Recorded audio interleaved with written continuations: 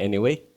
But I'm using here, by the way, one of our first deployments in Boracay, where we tested it to the max because it was near some construction. So by the time we finished it, the instrument was really dirty.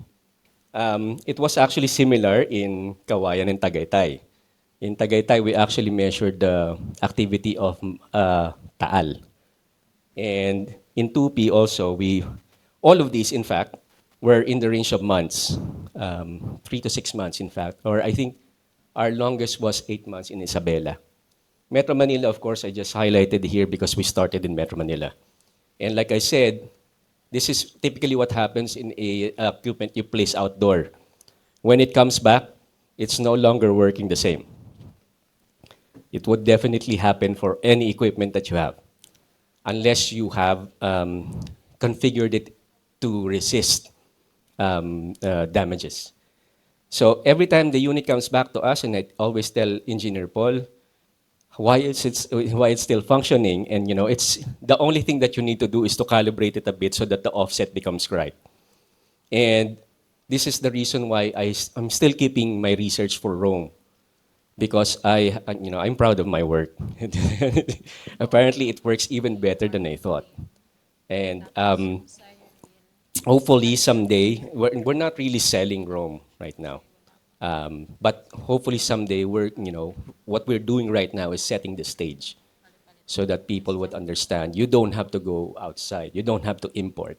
You don't need fancy equipment if you have it at home, and you're good at making it better over time. And that's what we're doing right now. Actually, there's still continuous effort for Rome.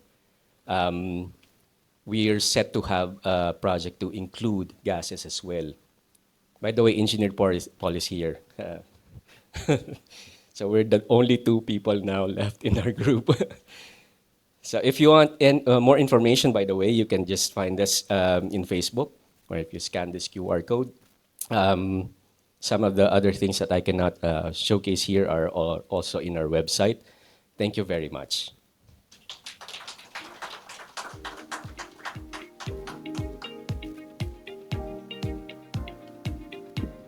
All right, so thank you, Doc Len, for that wonderful presentation.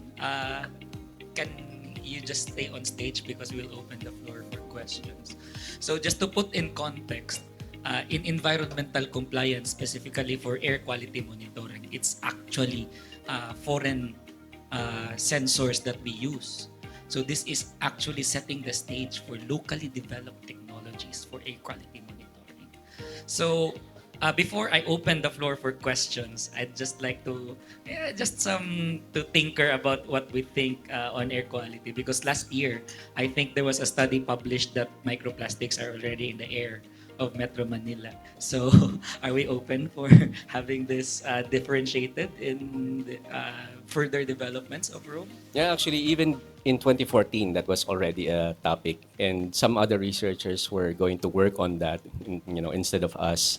There was also COVID, that during the time we still have Rome.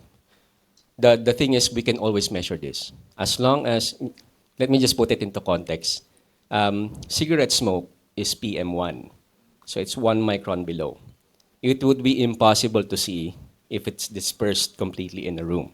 But you know that it's there because someone tells you, or you can smell it, but you will never be able to see it. So Rome can do that. So even microplastics, in principle, as long as in the range of visibility for Rome, it would get detected. Now, we often avoid this because from a scientific point of view, you cannot work on everything at the same time. But if this was requested, like the projects that we have right now, any requests that are asked from us, and we know that it's going to work out, we take. So, Paul knows that as well. Everything that Rome can do, Rome will be able to do, as long as we're around.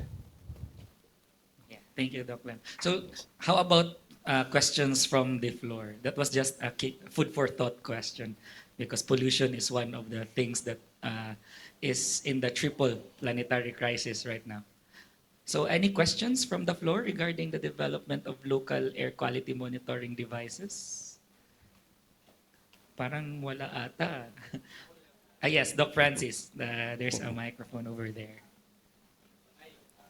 Good morning, sir.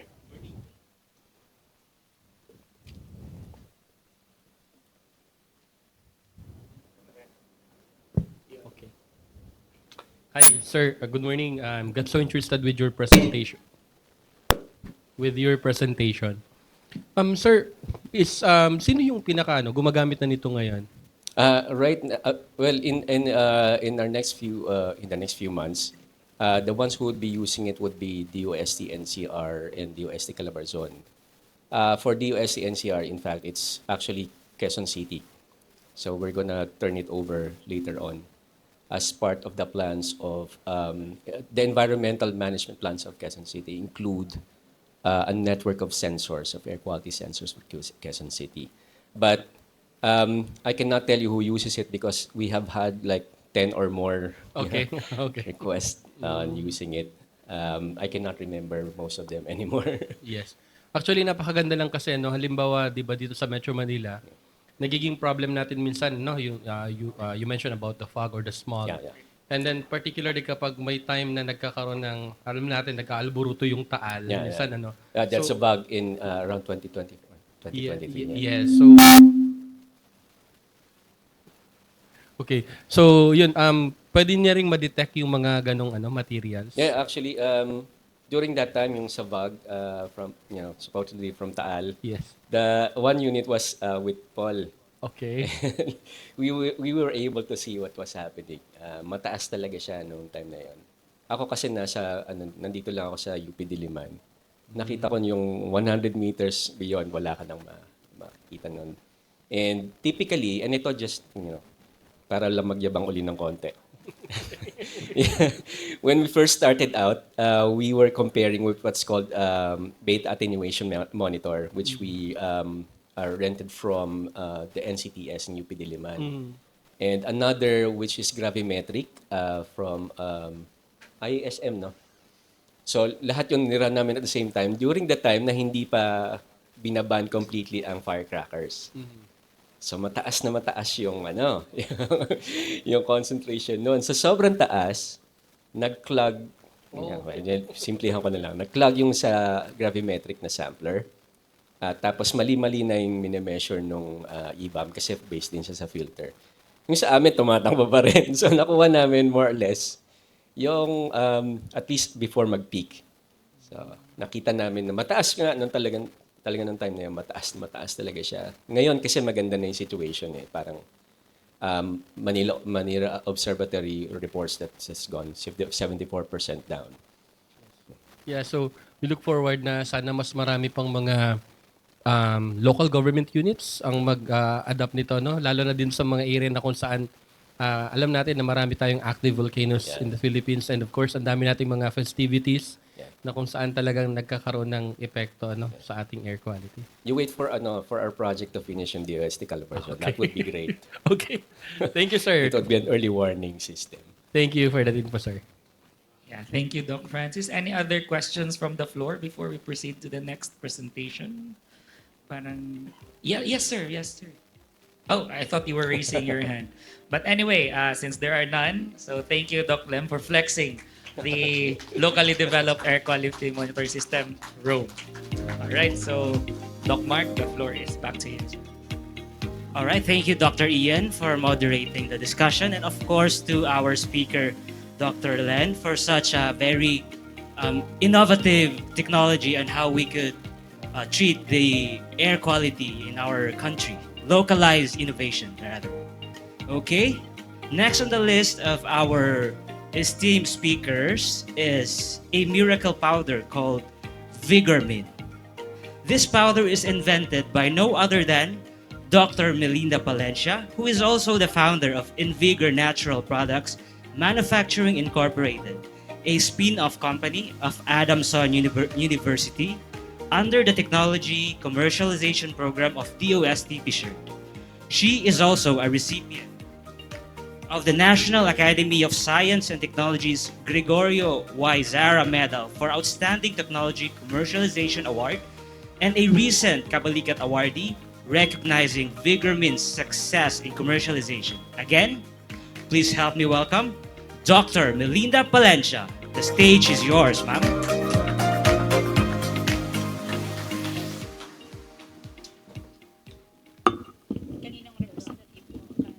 Baka hindi niyo ako makita. A blessed and innovative day to everyone. First, I would like to thank the Department of Science and Technology for organizing this event, which is a good venue for all innovations, advocacies, and different agencies to work together towards greener, cleaner, and sustainable future for the Filipinos. So it is my pleasure to share with you a product which is developed and commercially produced through the collaboration of the Department of Science and Technology and Adamson University. So this is called Vigormin, a biogenic mineral effectively used for the natural bioremediation of our for our waste management. So just to start the reality of the future problems that we're going to have, would you imagine swimming in Manila Bay or in Pasig River or in Laguna Bay? Of course not, because you know very well the problem that we have in the quality of water in these bodies of water. But what will happen in the future if Boracay, El Nido, Palawan, Coron, and other natural resources of our tourism water resources becomes polluted? Manila Bay now is a problem because it is identified with 58 subbasins coming from NCR, Bulacan,